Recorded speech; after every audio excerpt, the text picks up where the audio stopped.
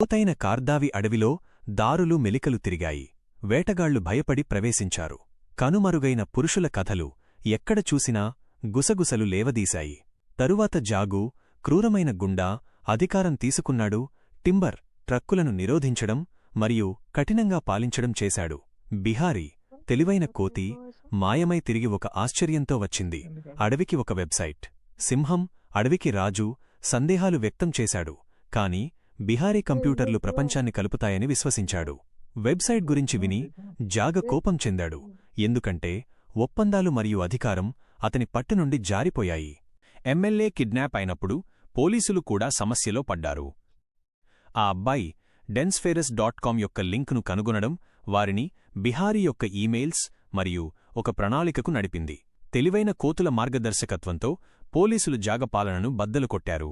ఎమ్మెల్యేను రక్షించి శాంతిని పునరుద్ధరించారు. బిహారీ యొక్క కంప్యూటర్ సెంటర్ అడవి జంతువుల డిజిటల్ విప్లవానికి మరియు అభ్యాసానికి కేంద్రంగా మారింది.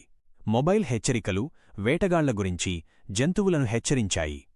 జింకలు మరియు కుందేళ్లు తెలివిగా వేటగాళ్ల నుండి జైకల్ వైరస్ దాడి విఫలమైంది మరియు బిహారీ యొక్క గార్డులు అతనిని తీవ్రంగా రక్షించారు.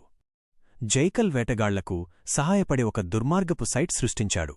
ఏనుగులు దుఃఖంతో బాధితులయ్యాయి. బిహారీ జైకల్ యొక్క రహస్య సైట్ను కనుగొని దానిని హైజాక్ చేసి నేరస్తులను బయటపెట్టాడు. జైకల్ యొక్క పన్నాగం ముగిసింది. అడవి ఒకటైంది. చివరికి న్యాయం గెలిచింది.